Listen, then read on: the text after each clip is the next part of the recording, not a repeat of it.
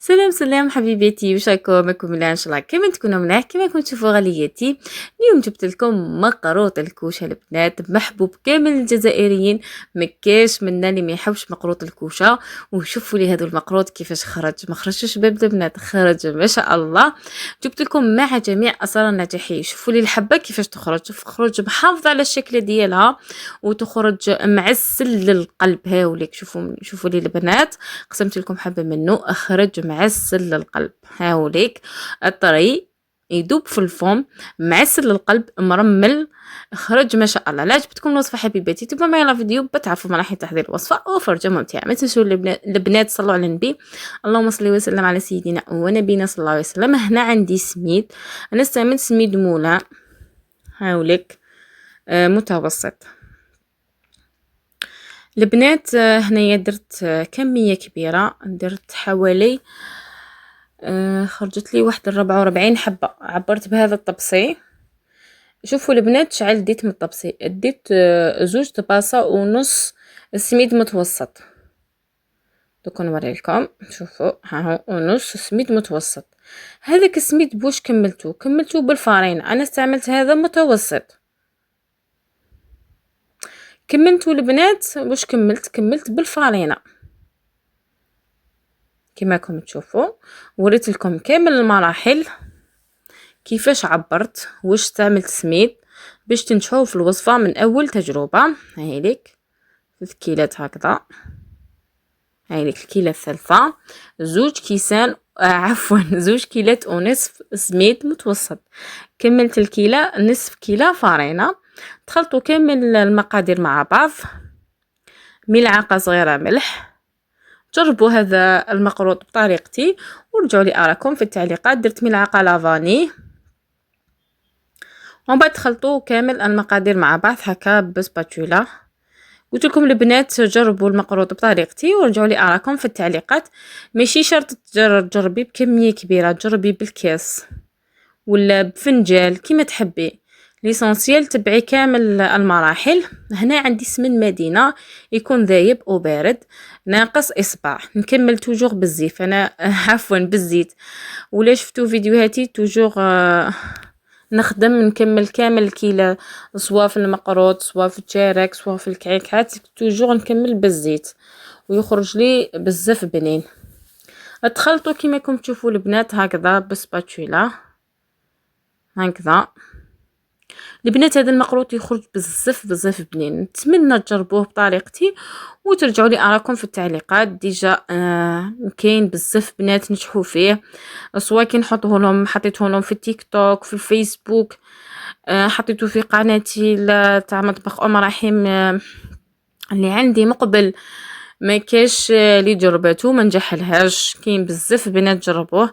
ميم كي حطيته في التيك توك اشاك فوا نحط لا غوسيت تاع المقروط في التيك توك يطلع لي لا فيديو ويجربوه المشتركات ويرجعوا لي ارائهم في التعليقات ويقولوا لي بزاف شباب ميم كي تاكلي الحبه ما يحكمكش هذاك الحريق وكامل نو، يخرج روعه البنات. ومن بعد كيما راكم تشوفوا خلطوه هكذاك بيان بيديا، من بعد خليتوه البنات يبات، خليته يبات ليله كامله. ومن بعد باش كملت خدمته. هنا نديرو لافخس، انا لافخس درتها باللوز والجوز، كانت عندي كميه كبيره عبرت هكذا بالكيسان. شوفوا البنات واش ديروا زوج كيسان لوز، نديرو معاهم كاس جوز مطحون رقيق، وهنايا كاس صغير ربع تاع سكر. توجور انا نقص في السكر. السكر واش درت له البنات، حكمته طحنته ثاني السكر طحنته في الاشواء. اللوز يكون رقيق طحنوه رقيق، السكر ثاني طحنته في الاشواخ وعاود خلطهم كامل مع بعض ونعاود نطحنهم. هنا البنات تستعملوا قلت لكم زوج كيلات لوز ومع كيلة جوز، ولا تستعملوا كيلة ونص لوز مع كيلة ونص جوز نورمال عادي يخرج لكم بزاف هايل. باسكو اللوز راهو شويه غالي، راهو غالي بزاف، واللوز يخرج بزاف مع الجوز، سي بوغ سا لي نورمال يخرج لكم واحد لافاص بزاف بنينه. اللوز راهو شويه رخيص 130، بصح اللوز راهو 230 الحق حتى 260 راهو بزاف غالي. درت نصف ملعقه سمن وكملت طميته بالماء الزهر. وهنا سي با لابين ما ديروش لافاني باسكو ديجا رانا دايرين الجوز، ملا ما ديروش كامل لافاني. لافارس تجي معطره بريحه الجوز. شحال نحب لافارس بالجوز، تخرج بزاف بنينه خير من اللوز.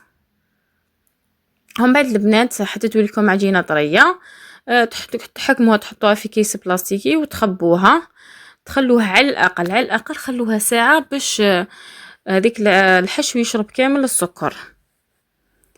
هاوليك البنات المقروط بعد ما بات لي. هنا واش نسحقوا معاه؟ هنا كان عندي نصف طبسي هذاك اللي عبرت به السميد، درتو ماء ومن بعد كملته بالماء الزهر. عندي حبه بيض وعندي خميره كيميائيه. ما تشوفوش باللي تشوفوا خميره كيميائيه تشوفوا البيض وتقولوا وشنو هذا، علاش المقروط فيه البيض. حبيكم مقروط يخرج بزاف بنين. جربوا بهذه الطريقه. انا واش نقول لكم والو، جربوه برك بهذه الطريقه. البنات باش تعرفوا باللي المقروط ديالكم راه مبسس، ديروا هذه العمليه. تخرج لكم هذه الكويره هكذا، تقعد هكذا كويره باش تنفتح، تعرفوا بلي المقروط ديالكم راهو مبسس. درت هنا حبه بيض باسكو درت كونتيتي كبيره، درت حبه بيض.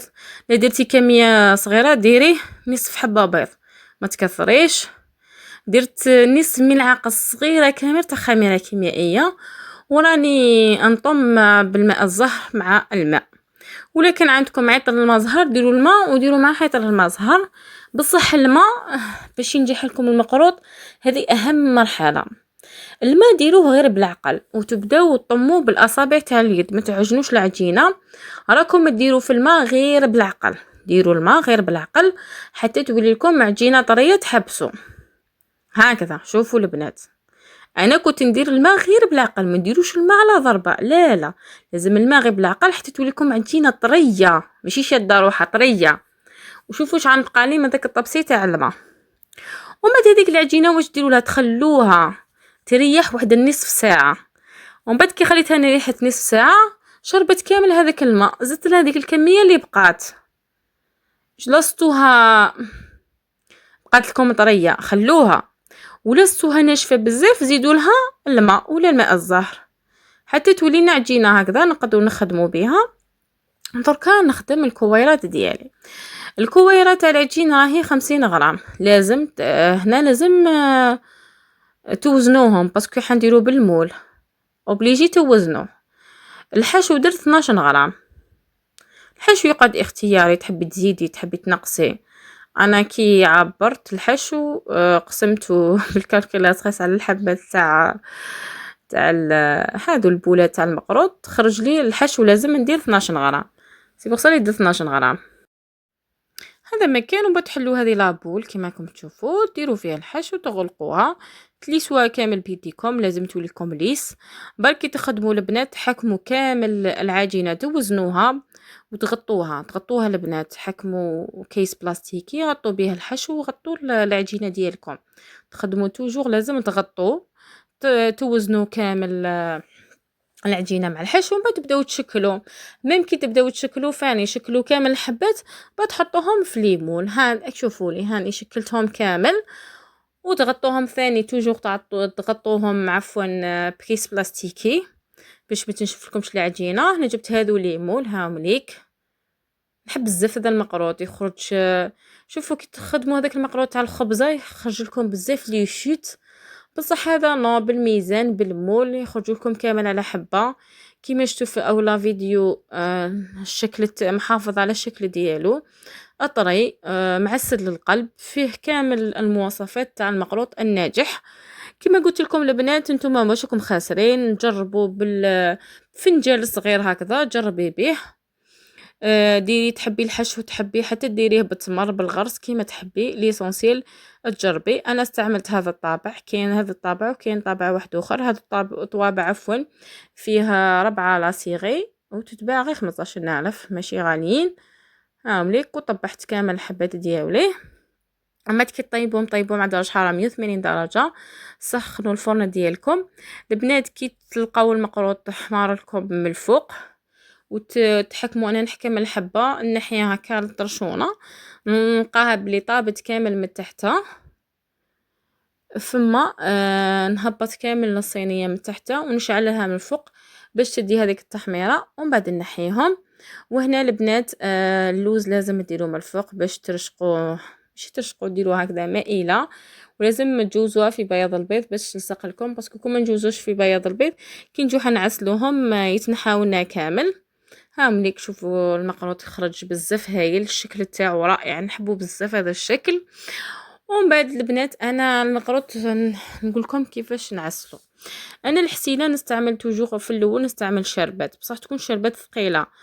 أه شوفوا هاي ليك بعد هنا بعد ما طابوا لي، ها مليك شوفوا كيفاش طابوا. كي طيبوا ما نخليهمش حتى يبردوا، نو قد ما يهفتوا برك ويكونوا سخونين نحوهم نحيهم ونعسلهم. كيما قلت لكم نستعمل انا شربات، ندير كيلة سكر مع كيلة ماء، وندير لهم شريحة ليمون، ونخليهم يغلو واحد 20 دقيقة. كي تثقل لكم هذيك الشربات نخلط لها واحد الكاس تاع حسيلة تكون بيور اللي نشروها من برا، وندير لها عطر المزهر، وديروا المزهر ولا عطر المزهر كيما تحبوا، ومن بعد نعسل بها في الاول المقروط هكذا نخليه كيما راكم تشوفوا. لازم يكون مغمور بالشربات، ديروا كمية كبيرة ونخليه كي نحكم الحبة نتوشيها نلقاها طرية فما نحيه من الحسيلة، سما صديب ونخليه 3 سوايع 4 سوايع، خطرات نخليه حتى يبات ما يصرالو والو، ومن بعد نحيه، ومن بعد نعاود نجوزو في الحسيله تكون بيور. هذه الحسيله اللي نشروها من برا نسخنها حتى تسخن حتى تبدا مرحله الغليان، نحيها من فوق النار، ندير لها ماء الزهر، نعاود نعسل بها كامل المقروط ديالي. وهذه العمليه لازم تديروها، لازم تجوزوها في الحسيله تكون بيور. وفي الاخير حبيباتي سلام.